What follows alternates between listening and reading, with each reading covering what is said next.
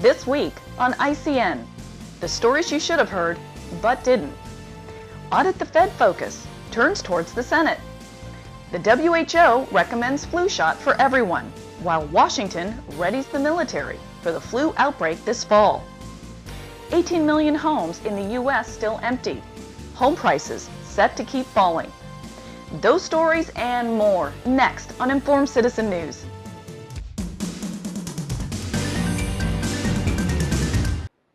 Hello and welcome to ICN, Informed Citizen News, August 2nd, 2009.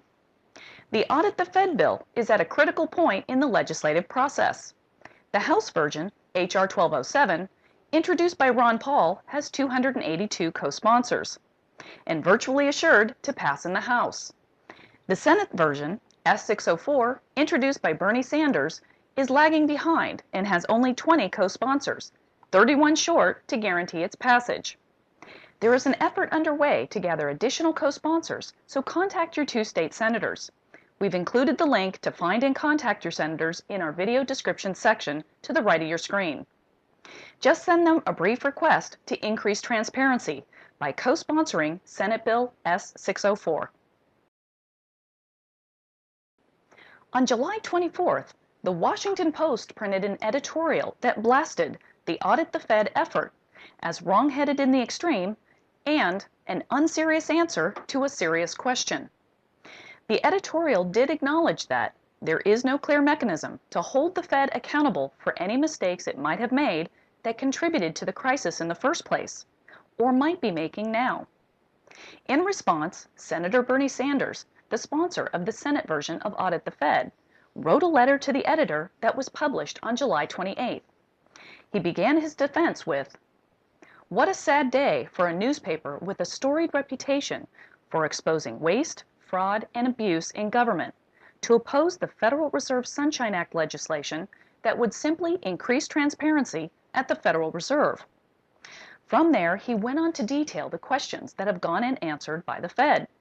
Who received the TARP money? Is it being used primarily to help ordinary Americans or just the wealthy and well-connected? What conflicts of interest exist between members of the Fed and Wall Street bankers? He concluded his defense of transparency with, "Absolute power corrupts absolutely. The American people have a right to know what is being done with their hard-earned taxpayer dollars. This money does not belong to the Fed. It belongs to the American people." There was an excellent but simple explanation by none other than CNBC last week on why the Fed must be audited. Anchor Dylan Ratigan walked through a visual example of how the Fed lent cash to banks in exchange for toxic assets, with the American taxpayer left on the hook. The video is well worth watching, and the link is under the More Info section to the right of your screen. Congressman Dennis Kucinich also piled on this week with a pointed attack on the Fed. Take a look.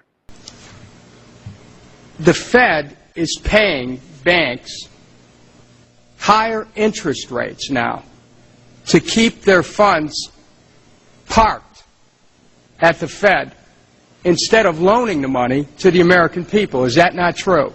Yes, and the reason I opened up the book is that on page 142 of our chart, of our report, we actually have a chart that depicts exactly what you're saying.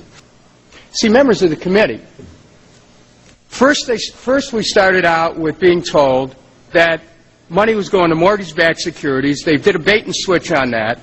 Then we're told it's being used to bail out the banks so we could have a loosening of credit through a direct capital infusion. Now, you and I know that there are businesses in our communities who are credit-starved. Meanwhile, the Fed is paying banks a premium to keep their money parked at the Fed instead of loosening it up. This is one fraud after another on the American people. Now, they might use the excuse, well, they're trying to control inflation. Check it out. Unemployment skyrocketing. Businesses can't get money, so they're laying off more people. And we're thinking that somehow we've solved the problem here. This money's fungible, as we know. Yes. But generally speaking, you would agree that there's just no question that a significant part of the money that's being parked at the Fed right now is government money, money from these government programs that Congress created. I mean, I think we'd have to look institution by institution, but I think if we did so, I wouldn't disagree with what you're saying. Yeah, Mr. Chairman, I hope that we can get another hearing on this particular matter, because this goes to the heart of the entire bailout program. One thing after another, one bait and switch after another. It is a good sign that Audit the Fed backers span the political spectrum, from far left to far right, and everything in between. Audit the Fed, marching closer toward reality.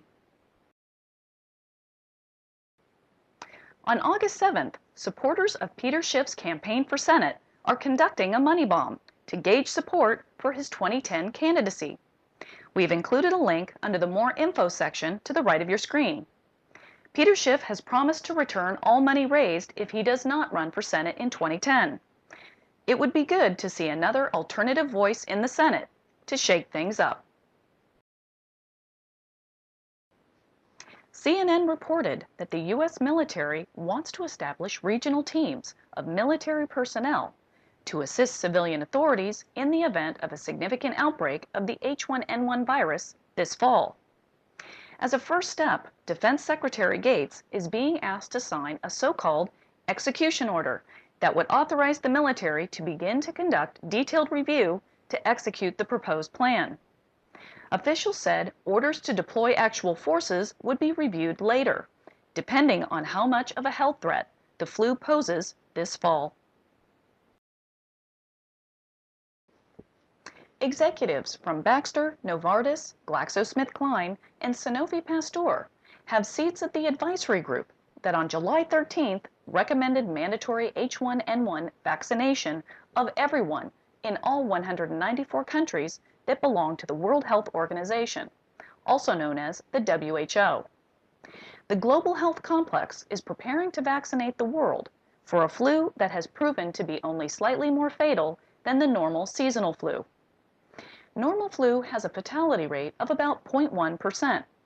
The new H1N1 swine flu is in the range of 0.1 to 0.3%. Flu vaccines have proven to be the least effective of the most common inoculations, especially for at-risk groups like the elderly or immune-compromised. So let's look at a worst-case scenario for the swine flu. If 25% or 75 million people are infected in the U.S. over the next year, based on current fatality rates of about 150,000 will die from the virus. When you crunch the numbers using the flu manufacturer's own statistic that 50% of deaths would be prevented by vaccination, your odds of dying from the swine flu only decrease by 0.02% if you get vaccinated. The question for you is, will you let someone inject formaldehyde, mercury, chicken embryos, industrial detergent, disinfectant, and spermicide, all common flu vaccine ingredients, into your arm for a 0.02% increased chance of surviving the swine flu? The National Association of Realtors reported existing home sales were up to an annual rate of 4.89 million, and that unsold home inventory fell to 9.4 months. Their chief economist, who has been wrong on every prediction for the last 4 years, said that inventories have to be at 7 months before we see price stabilization. The problem is that these so-called experts looked at the number of houses listed on the market. They don't consider the shadow inventory of empty homes that are on the sidelines waiting to be put up for sale. Right now, there are 18 million empty homes in the U.S. That is 4 times greater than what is reported by the National Association of Realtors. With that number of homes in the pipeline, it will take about 4 years before this oppressive cloud of oversupply clears the market. Thank you for joining ICN this week. Americans need to be informed, so please send our link to your friends and family. From all of us at Informed Citizen News, have a great week.